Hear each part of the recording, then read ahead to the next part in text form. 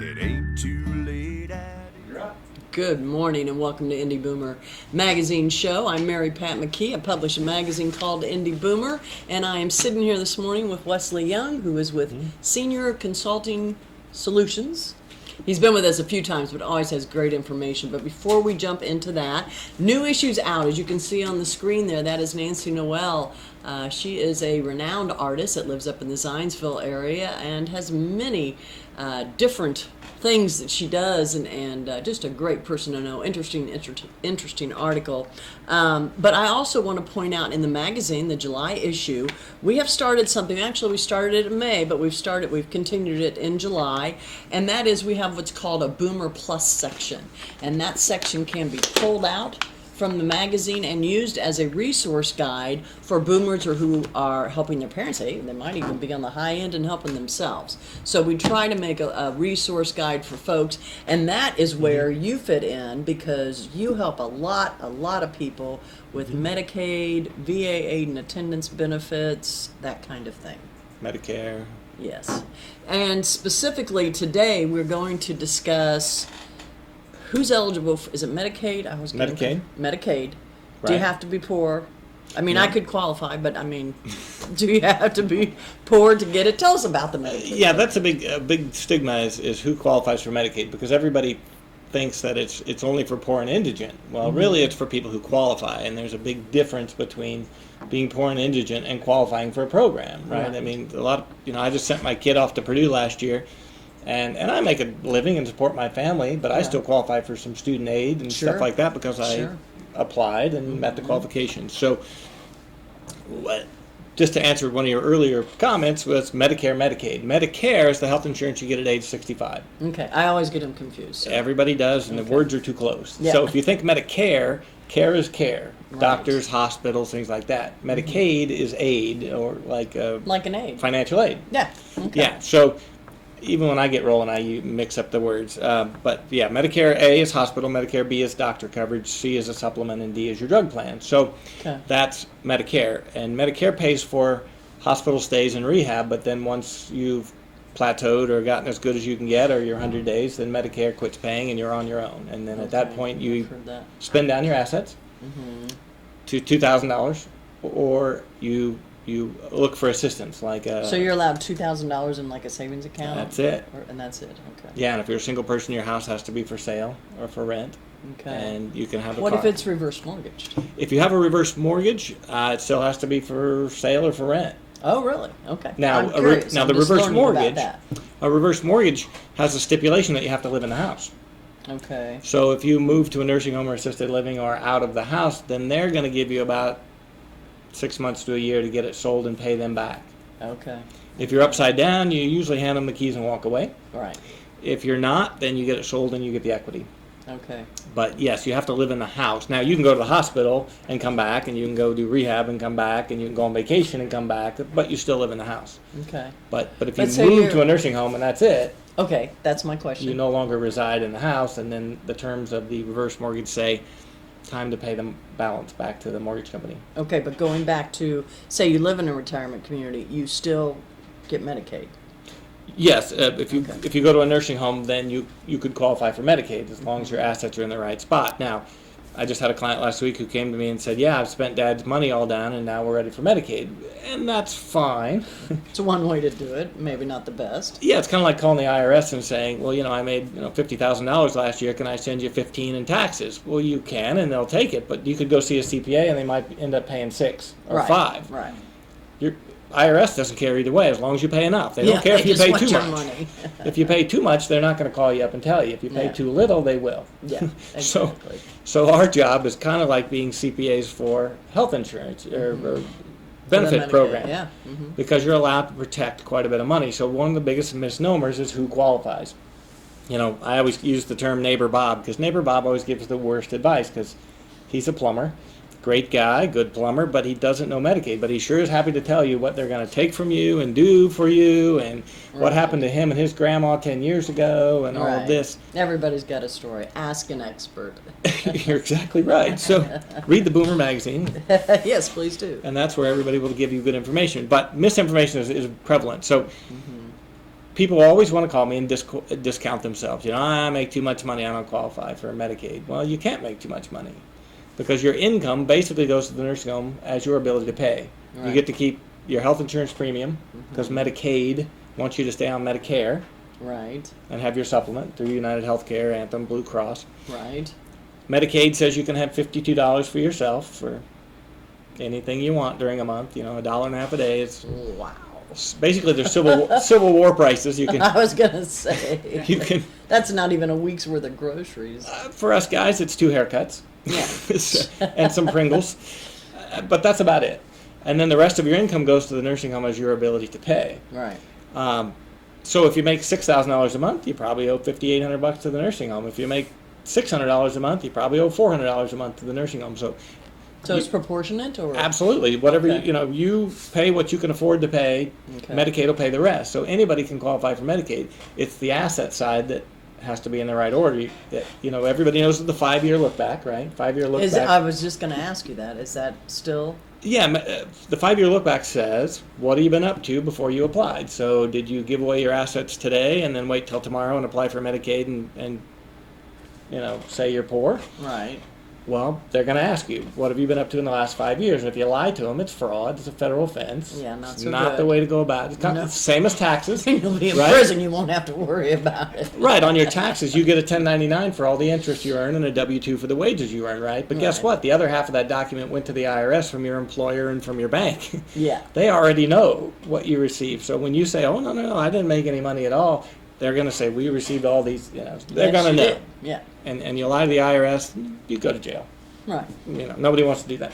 No. So same with Medicaid. So anybody that spends their money down will qualify for Medicaid, or if you don't have any to begin with. Right. So that, the people who have $0 qualify. They qualify for every program known to man, right? Mm-hmm. People with $5 or $6 or $7 million, they don't live long enough to spend all that money, and the little bit of interest they do make in today's market, plus their income, plus their savings, they don't need those benefits either. Right. It's kind of the middle class people. Somebody who has $400,000 in the bank that they've worked 35 to 45 years to set aside and foregone buying boats and houses and all that stuff. Items, yeah.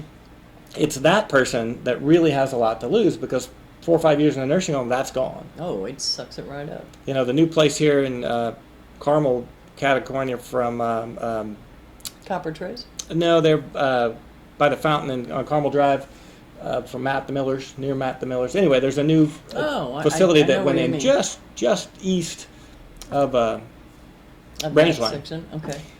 It's $275 a night.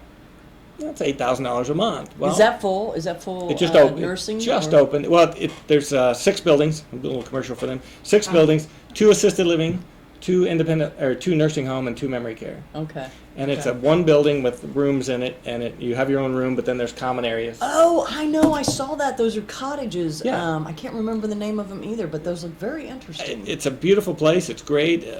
Interesting concept. It's a good social concept. Yeah. But at $8,000 a month. Yeah. Ooh. That's hefty. Hoosiers don't make $8,000 a month. Yeah. Especially if they have mom at home spending $2,000 a month on her living expenses. Even if you were to add up the VA aid and attendance and the Social Security, you still aren't going to end up. You're still $6,000 short. Yeah. I mean, if you make $2,000 and the VA gives you $2,000. Yeah. And you're spending $8 on dad and $2 on mom living at home. Yeah. That's $10,000 a month. Yeah. That's a tough one. Yeah, you're $6,000 a month short. Right. 6 times 12 is a lot of money for a year. Tell me this, Wes. Say I'm the average, and I would think I'm the average. Say I've got $50,000, and again, you and I both know that can be gone in a heartbeat. About 10 months. When you get 10 months. When you get into the whole program. So, do because of the look back, what would they do? Well, here's the way we would look at the strategy. A lot of people come to us, I say, after the stroke. Okay. After the stroke, you're kind of needing care right now. You have the costs right now. So I would take that $50,000 and I'd say, well, let's gift out half. And Medicaid, the Medicaid numbers just changed July 1st. So the math that Medicaid uses to determine what your penalty is for taking action like gifting just kind of went up, which is good.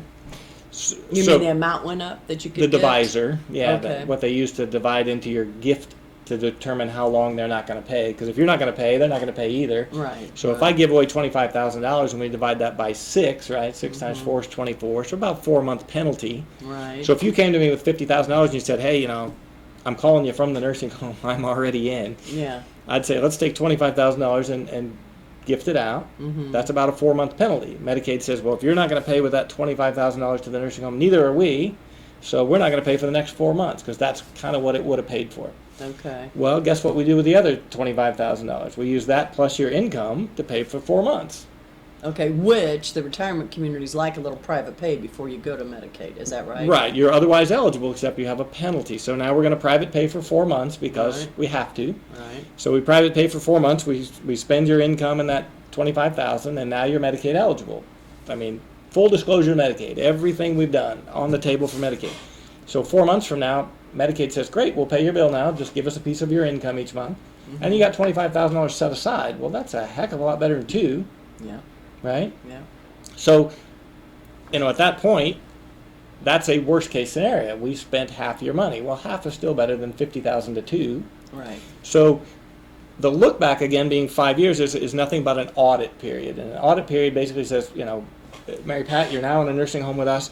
Have you given anything away? If the answer is no, I haven't. I just never really had a whole lot and just lived, and then that 5 years means nothing to you because there was no gifting or transferring or anything to get you eligible for Medicaid. Right. Because even if 4.9 years ago you gave your son $12,000 to help him through a divorce or put a down payment on a house or buy a car or move to some other state to get a job. If I was giving him $12,000, it'd be to move. But No, I'm just kidding.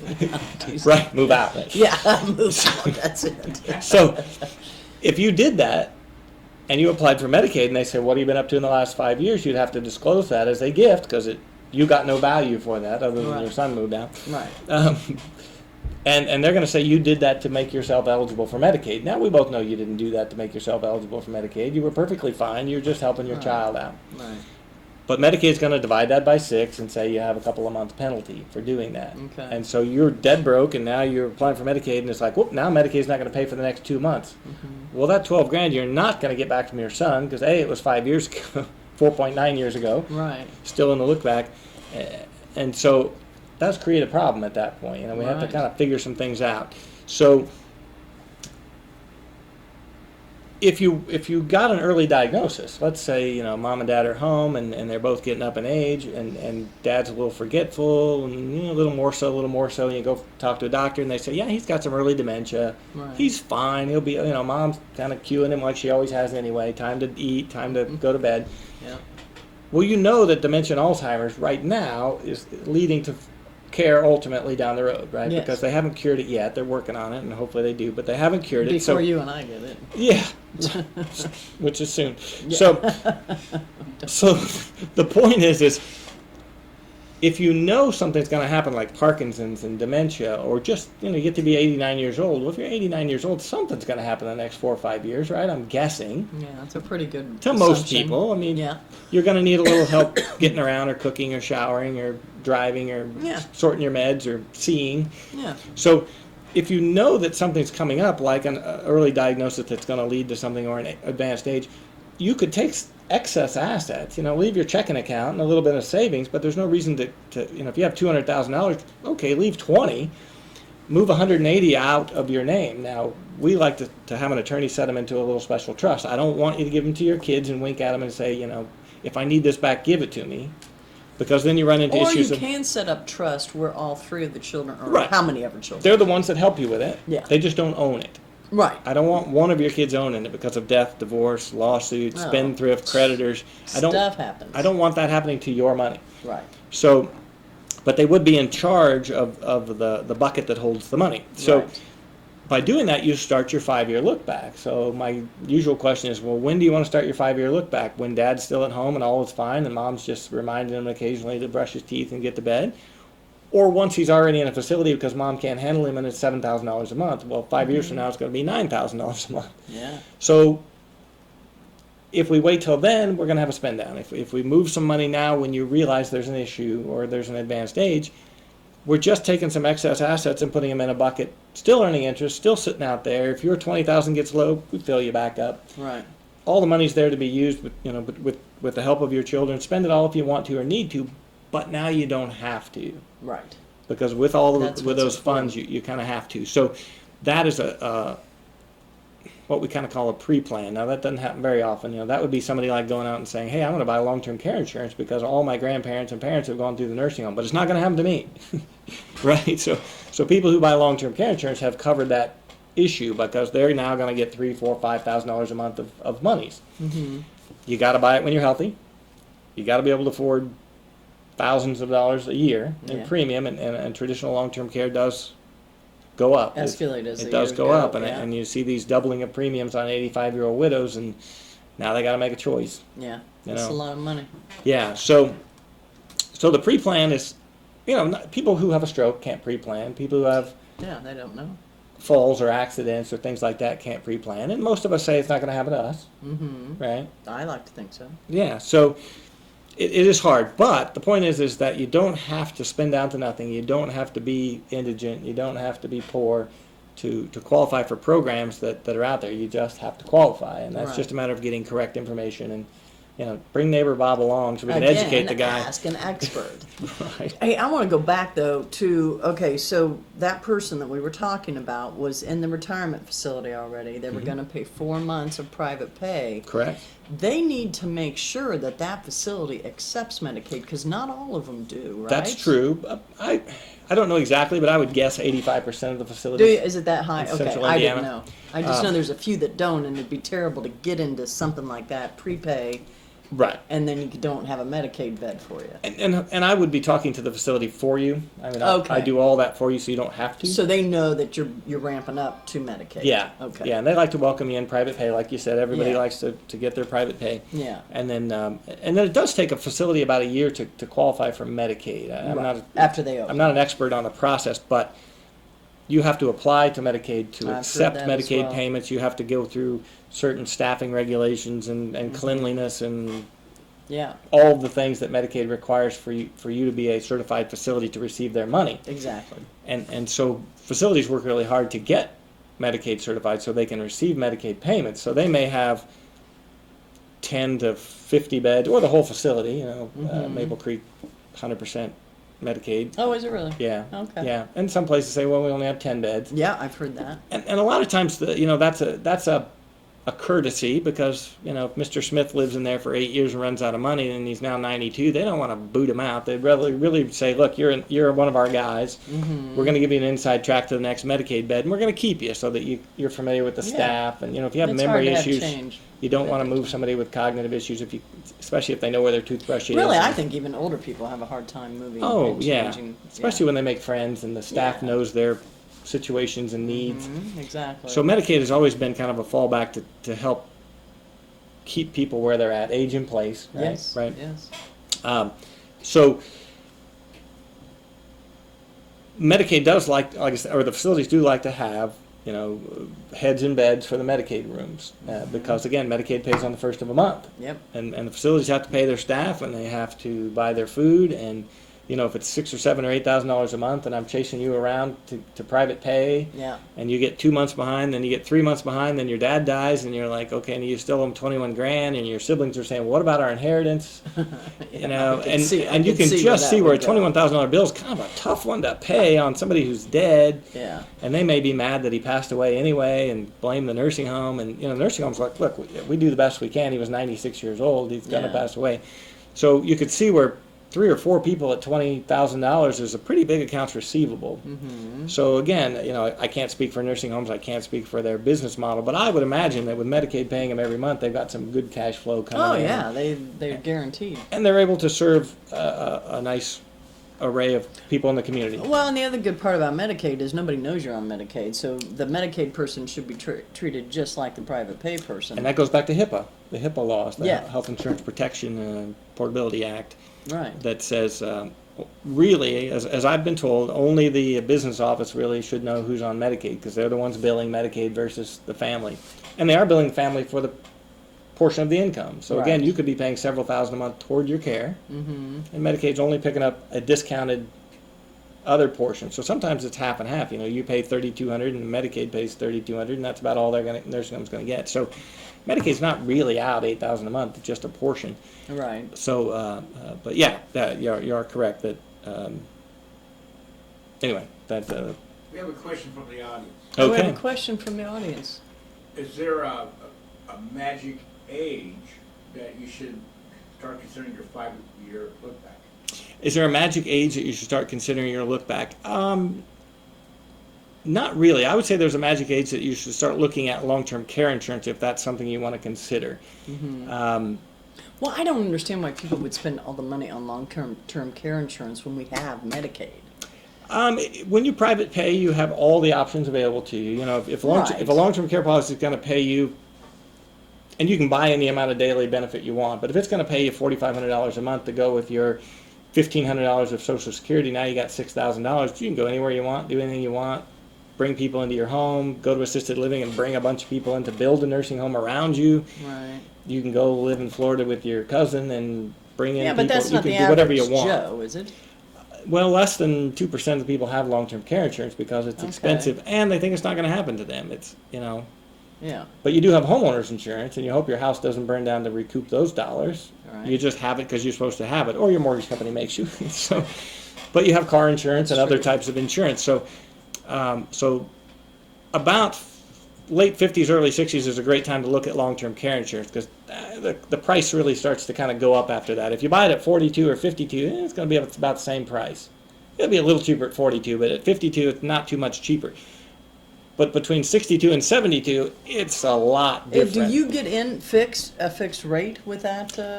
With some of the new hybrid programs, you do. Yes, Okay. you can lock in your rate, lock in the cost and things. Traditional long-term care does not have that yet, where there's a rate Okay. lock, and they've gone away from lifetime benefits because it's just too much on the hook for them. But Sounds like a 3, 4, 5 years pension. with a long-term care is a great thing to have. Yeah, which is So good. ask us about it. Did we answer your question, man, from the audience? Yes. Okay, great. Hey, we're going to have to wrap it up. Lots of good information. One thing we definitely learned today is ask an expert. Don't take Bob the plumber's Neighbor Bob. Neighbor Bob's information. Hey, real quick before we go, pick up Indy Boomer July issue with Nancy Noel on the cover at any Kroger or Marsh store in Indianapolis and the surrounding areas. Be sure and watch us on Boomer TV on Sunday at 10:30 on Channel 8. Patty Spittler is our host, and always have a good show there. So, Wes, right. thank you for coming. Thank you. And we will see you again soon, and everyone have a great day.